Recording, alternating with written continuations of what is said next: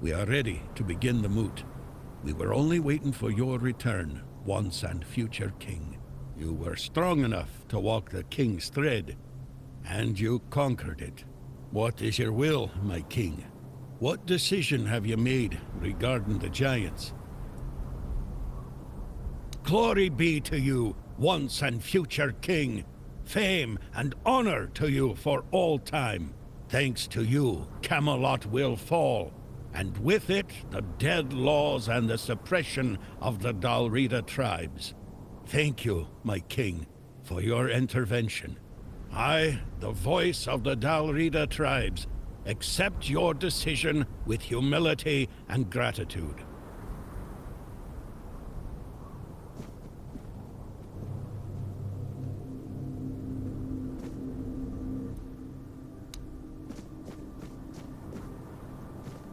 So, we are preparing for war.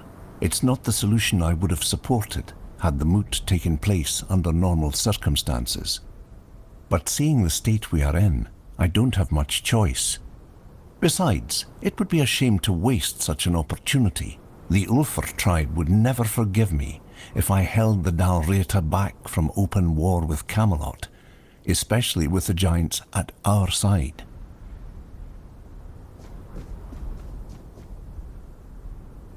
The giants are marching on Camelot, and I suppose I should be glad, right? But I'm not. Not at all. How am I supposed to know they won't turn on us one day? The Stagfather was supposed to be our protector too, and he wiped out nearly my entire tribe. I'll never trust the giants. Not a chance. So be it. War. We march on Camelot, and the giants shall clear the path for us. My plans to rebuild the tribe must wait. But perhaps the Thoid scattered across the land will join our march. I only hope that many of us return home safely. Without Thoid blood, rebuilding a tribe as strong as we once were will be no easy task.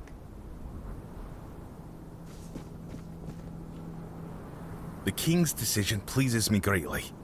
My tribe will once again have the chance to prove itself in battle. Nothing stirs a Volkir's soul more than the chaos of true war. There, we shall be at our strongest. I only hope Camelot's armies have the courage to meet us in the field, instead of cowering behind our city walls and forcing us into some tedious siege.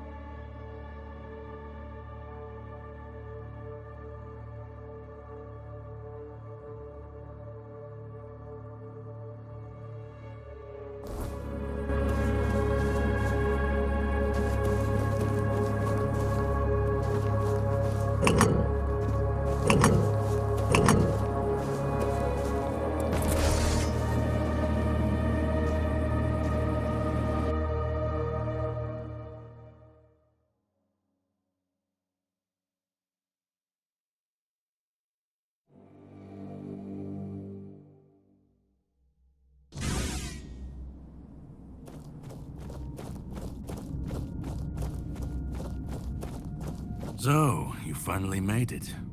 Took you long enough. I hope you're ready, because this is it. The beginning of the end. Ready to finish your journey, of course. You've come far, but every path ends somewhere.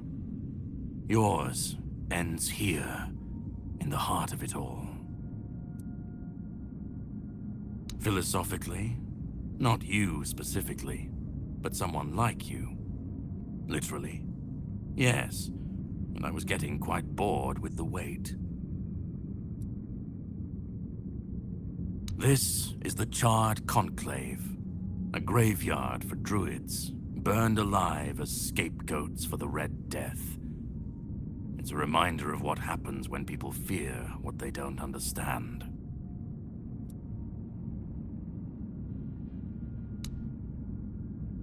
They spoke out.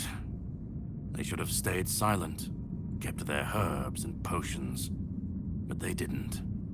They believed their ancient knowledge, ugly and painful truths from times long past, could save Avalon from the plague. And maybe they were right. But people don't want the truth when it's covered in blood. Cruel rituals, sacrifices, hard choices in search of real results. They called it wisdom, knowledge gleaned from the weirdness itself. But to the people, everything they did was unnatural, costly, and frightening. The druids believed their results would justify the costs. They thought Avalon would see them as saviors. But the people didn't understand, and fear turned to fire. The Red Church and their politicians made sure of that. The druids became a convenient enemy, a way to shift the blame and tighten their grip on power. It's always so simple, so banal, isn't it? Well, death doesn't always mean an ending. It was a sacrifice so costly, so cruel, so pointless, that it tore a rift in the fabric of this world. An ultimate wound. And so you're the closest you'll ever come to seeing the true shape of this world. To greet you, I was once where you are now. A knight with questions, searching for answers. That search led me to this place. And here I found my answers. Now it's your turn.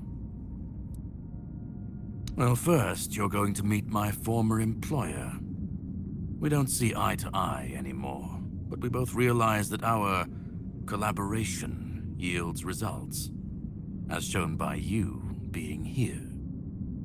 He'll try to sugarcoat the hard truths I've been telling you from the beginning, spin them differently. Never mind. Why waste time here talking about it when you're just a step from the end? It's best if you just go forth and see for yourself. Just remember, this is the point of no return. Once you've stepped through, there's no going back. But if you've come this far, I suppose you already knew that. Go on. He's waiting for you.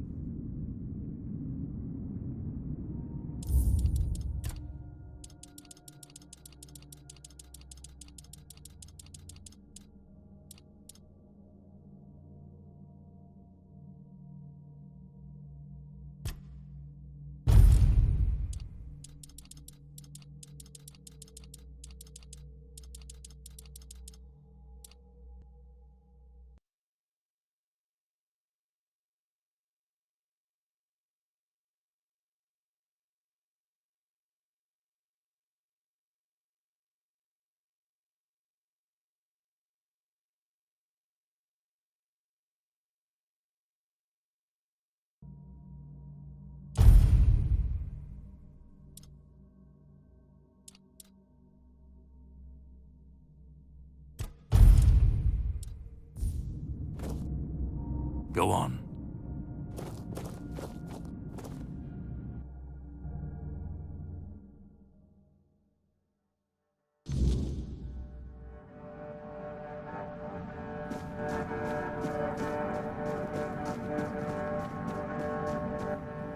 At last we meet.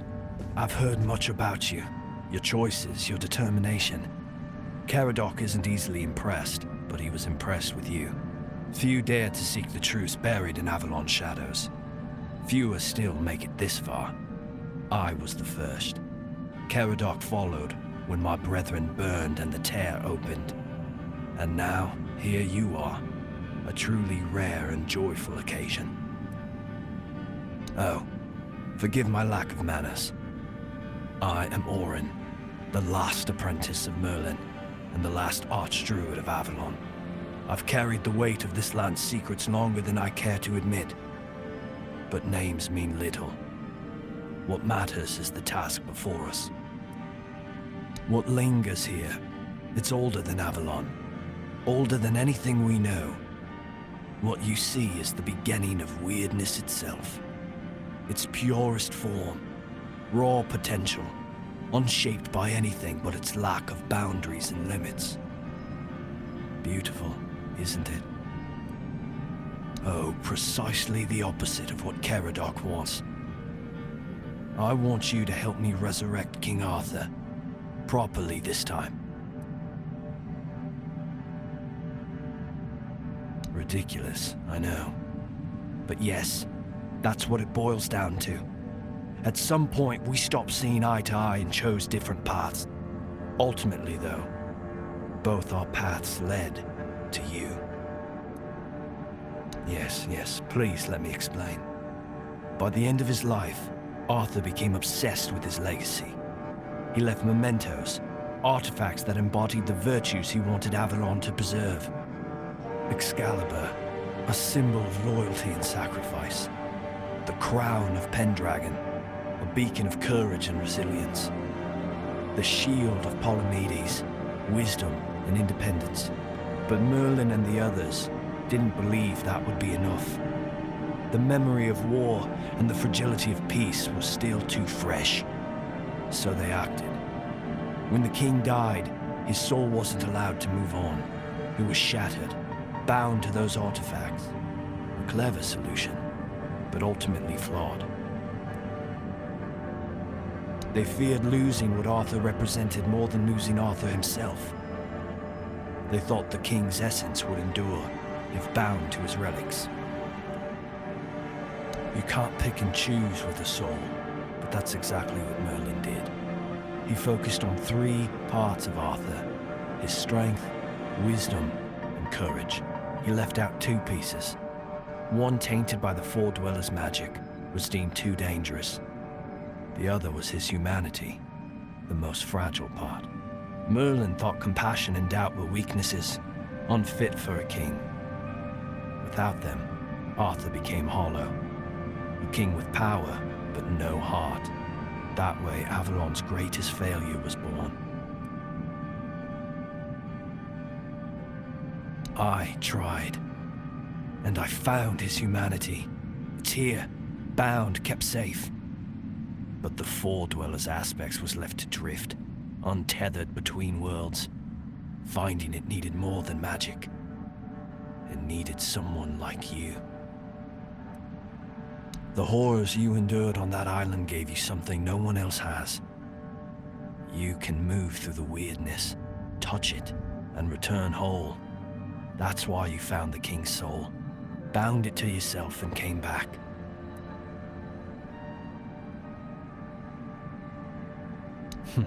You flatter me. No, I couldn't have predicted all of that. I merely nudged the Red Church in the right direction and asked Caradoc to assist where I couldn't. I can see you're still doubting me. I want to bring back our king, whole and complete. I want him to lead again and safeguard Avalon's future. Won't. This time, Arthur will be whole. A king must be more than power. He must be human. That balance is what will save Avalon. Because I've seen what happens without him. Weirdness preys on the weak, and the people are too divided to stand against it alone. Arthur is their only hope. Ever they're left without him, without guidance, chaos takes hold. Division festers. You've seen it during your journeys. If things continue this way, Avalon will tear itself apart long before weirdness finishes the job.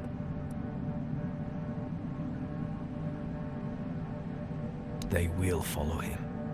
That's what people do. When weirdness comes to their doorstep, they'll beg for a savior. And Arthur will answer the call. Help me bring the king back, whole and complete. That's all I ask of you. Now you need to go further. I made my case. Please keep in mind what I told you. This is the only way for Avalon to survive.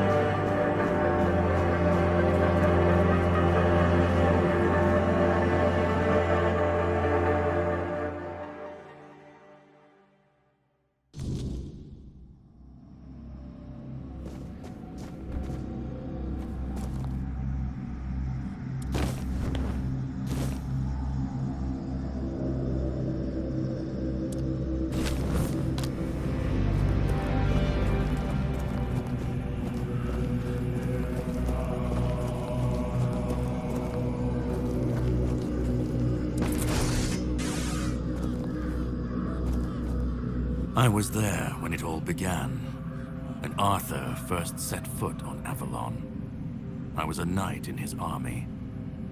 We believed in him, in his dream, in his kingdom. And for a while, it was glorious.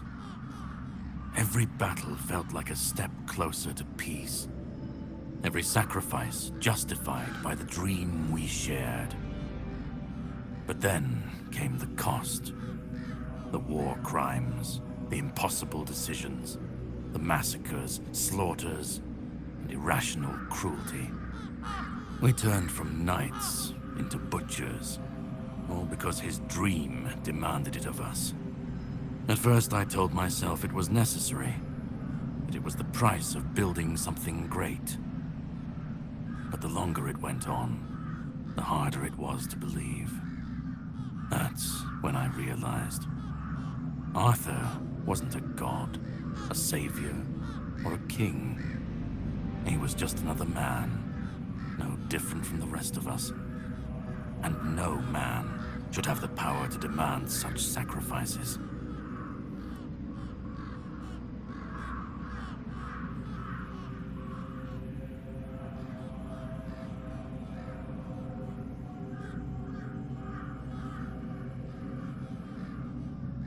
But do you understand why I want it so much?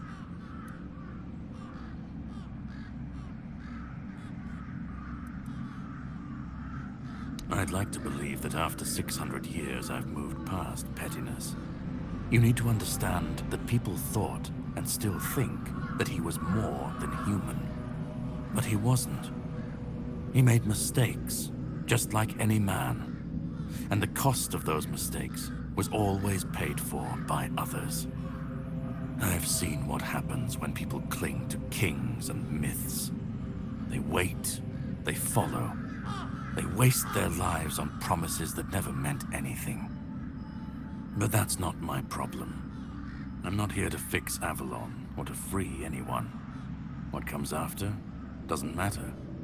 Let it all burn, let it rot, let it rebuild. I won't be here to see it.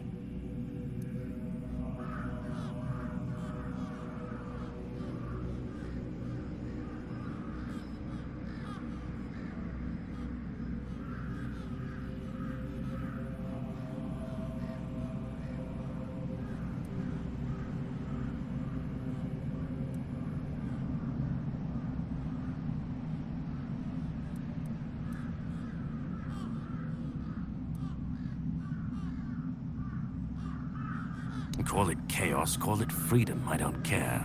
Let them rise, let them fall, let them tear each other apart.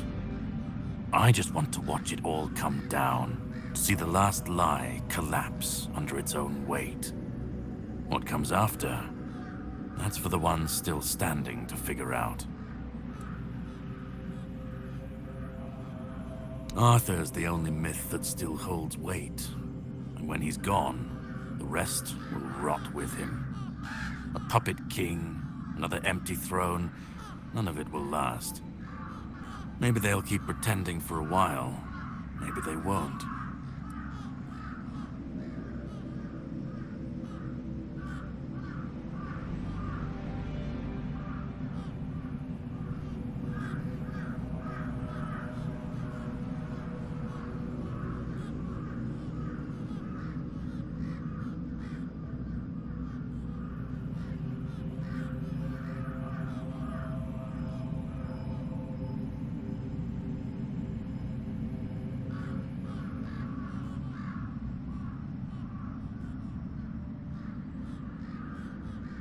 Let them stand, let them fall. It's not my concern. If the weirdness takes them, so be it. At least it won't be another king's failure. Another lie propping up a dying world. It'll just be what it is.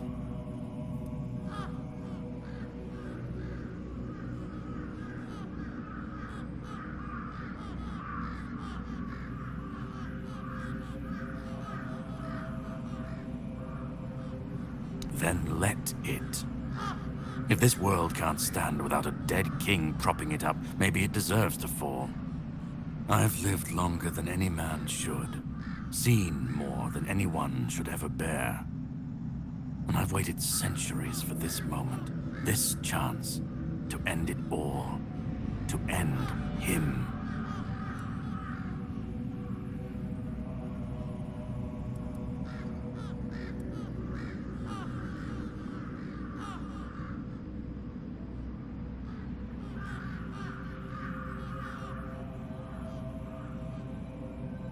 And we'll never know if that's true, because we've never tried.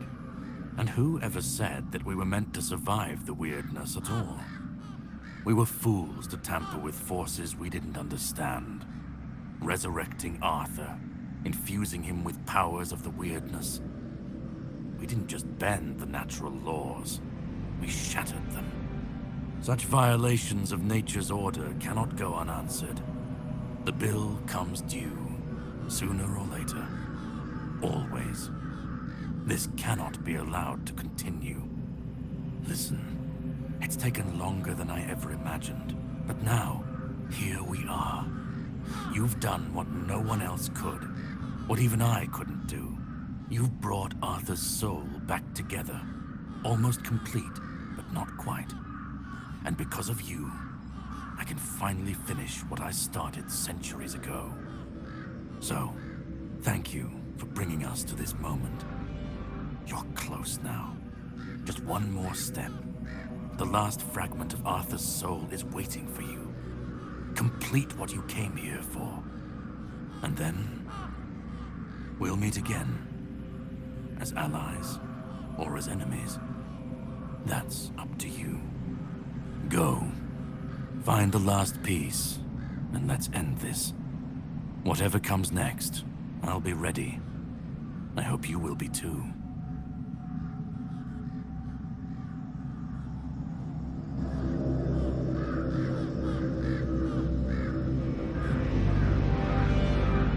Go.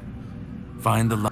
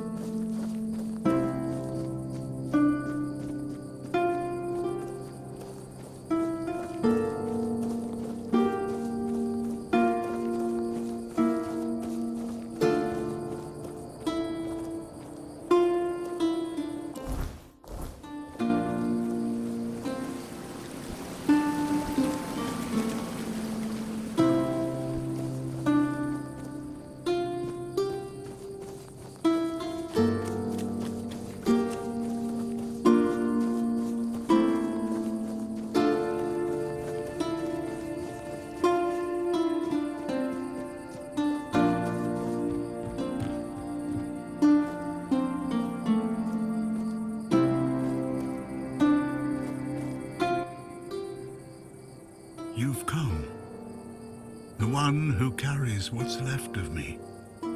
Please, don't come any closer.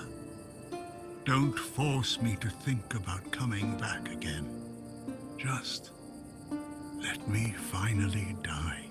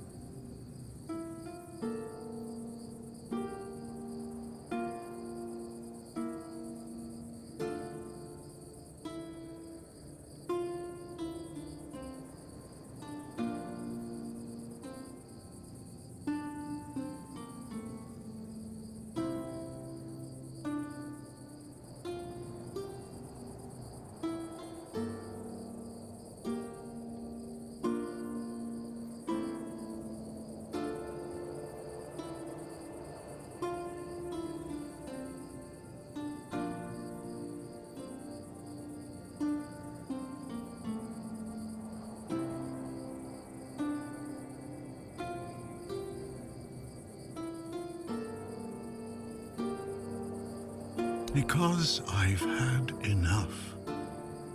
Enough of being torn apart and stitched back together. Enough of being used, shaped, and forced to be something I'm not. Do you know what it is like to be a king of nothing? To see the people you swore to protect suffer because of your choices? Or worse, in your name. I've seen towns burnt to the ground, families destroyed, all because someone thought it would serve the greater good. And they called it loyalty. They called it justice. I've been dragged through every dream, every lie they've built around me. And I'm tired. Tired of the weight, of the expectations, of all of it. And most of all, I'm tired of failing.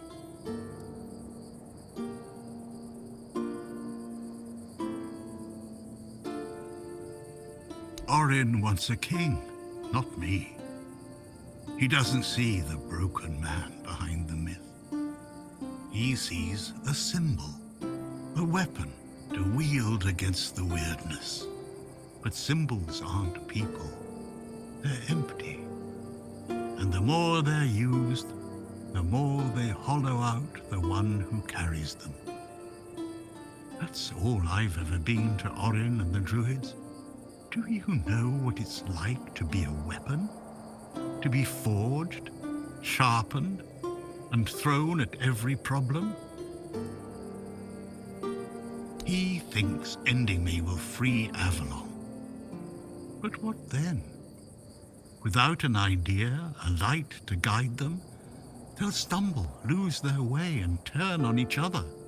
People always seek something to follow, something to believe in. Take that away, and they'll tear each other apart trying to find it. Or worse, build something even crueler in its place. I want release. I want to stop being a tool in their endless struggle. Kill me. Destroy the last piece of me and use the energy however you wish. Take it yourself and become the new king. Give it to someone else. I don't care. Just don't let me come back again. Let me die. Not as Arthur. Not as the king. Just as a simple, normal human being.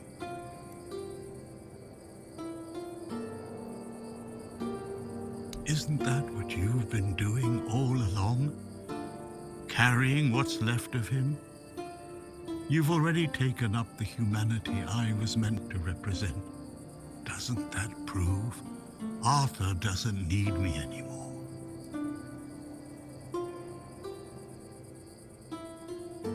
I don't care. Do you know how freeing that is, to finally not care what happens next? Whether Orin gets his king or Caradoc gets his ruin? To not feel the burden of all my failures? To not see my memory tarnished, my plans, goals, and ambitions dragged through the mud? To not see the suffering my name causes? No more deaths in my shadow. No more kingdoms built on my bones. Another way? There's always another way, isn't there? Another cycle, another resurrection, another lie to keep the world spinning. But please, not for me. Not anymore. I've had enough. I don't want another chance. I want this to be over. Do what you think is right. That's all I can tell you, because whatever you decide, it will finally be your choice, not mine, not theirs. And that's the only thing I've ever wanted. You hold the choice. I don't care who you side with. Orin, Caradoc, or no one at all. You have all of my soul. Use it. Take it for yourself. Or give it to someone else. I don't even want to know. Do what you will with it. Just let me go. Let me finally rest. Let me die. Please.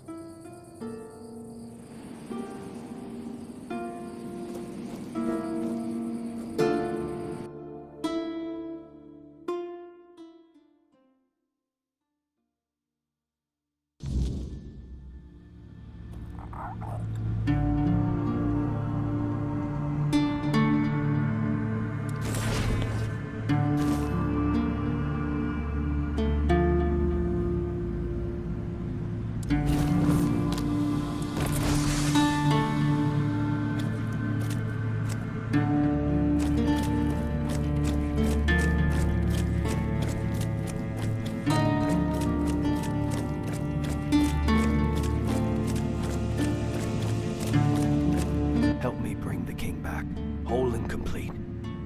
That's all I ask of you. Now you need to go further. I made my case.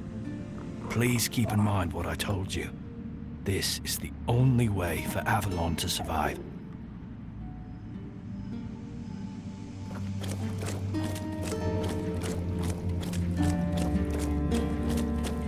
Go on. He's waiting for you.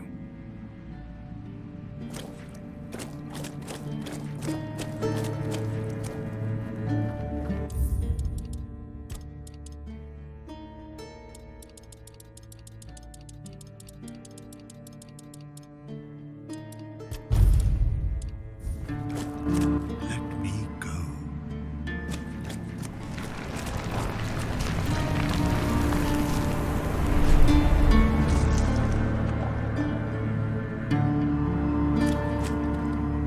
You carried a dying king across the bones of a dying world. Now you stand before what started it all. An idea. I am the reason there must be an ending. I do not guide. I do not judge. I exist so that something can be chosen. I do not offer meaning. I require that one be made. You have brought all things to their conclusion. Now, decide what must remain. Choose, and let the shape of the world follow. You will vanish into the story you chose to restore. You will break the frame, and what follows will not remember you. You will be seen. You will be followed. You will be blamed. You will shape the world to become its witness.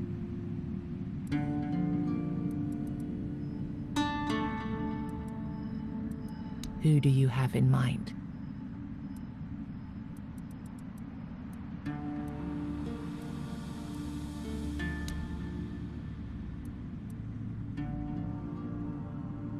Then the idea shall endure, unquestioned, repeated, secured by return.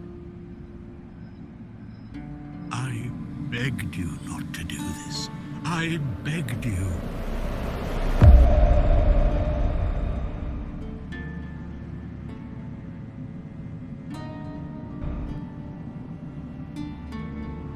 No, I won't let this happen. Not again.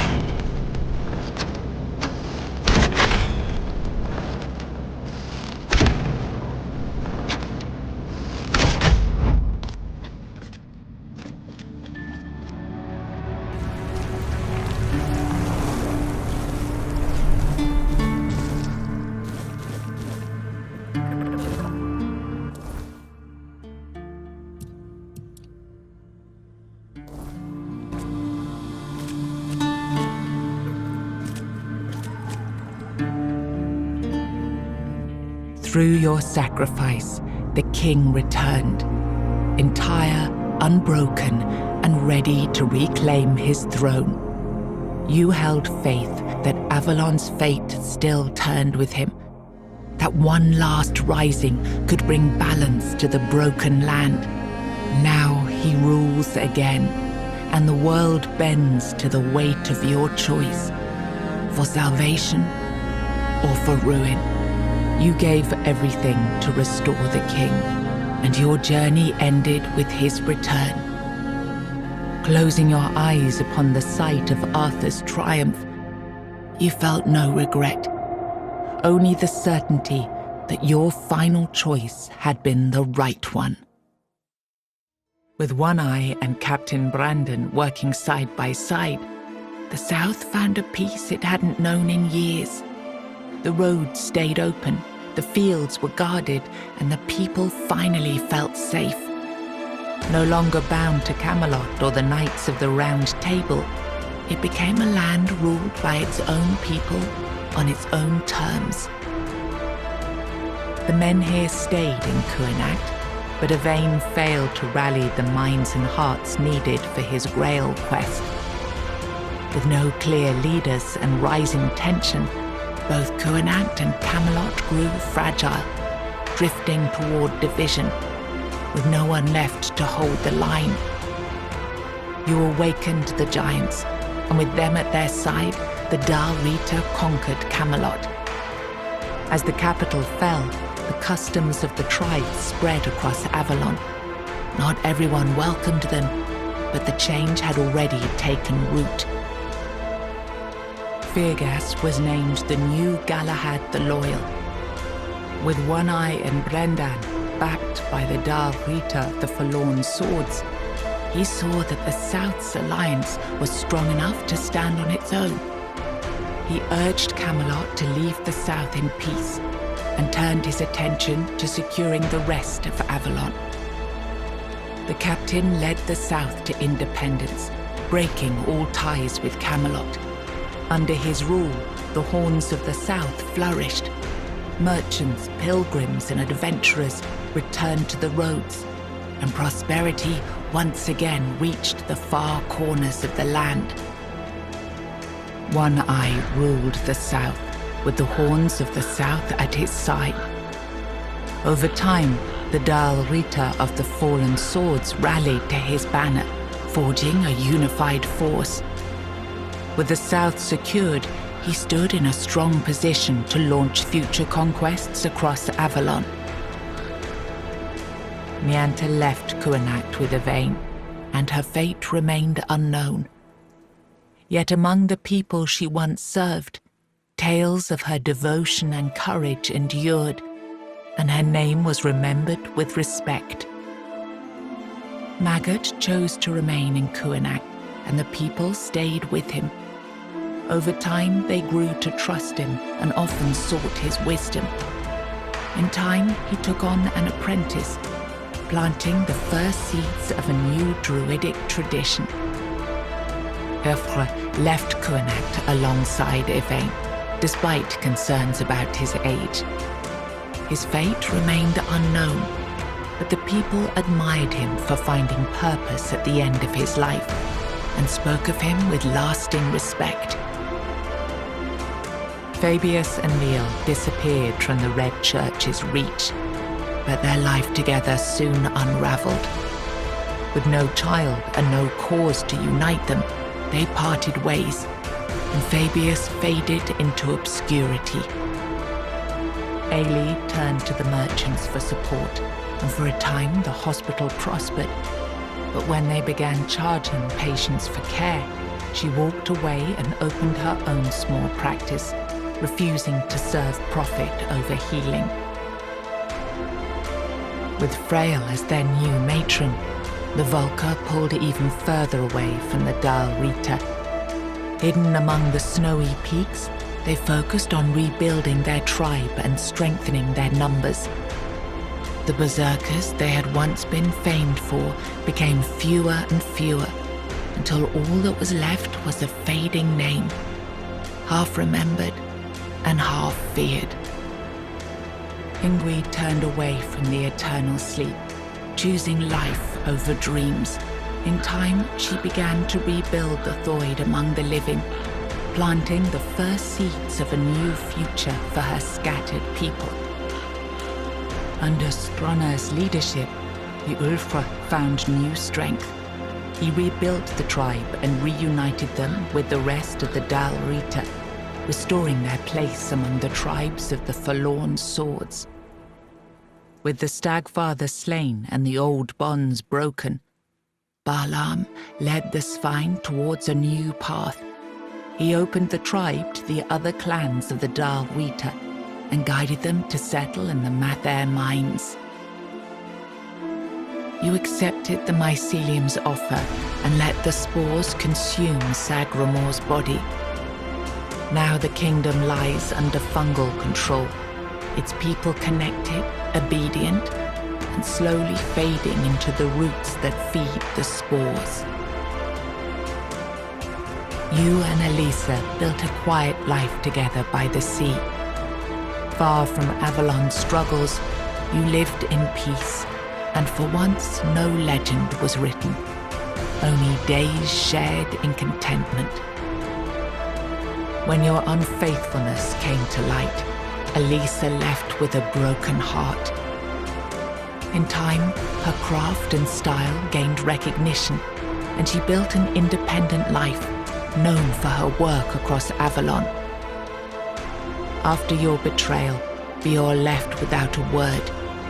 He swore never to fall in love again, growing old and bitter, much like his former master, Ephor. After returning to Camelot, Killian lived quietly for a time. When he vanished, few asked questions. Unsettling rumors had always followed him, and most preferred not to remember.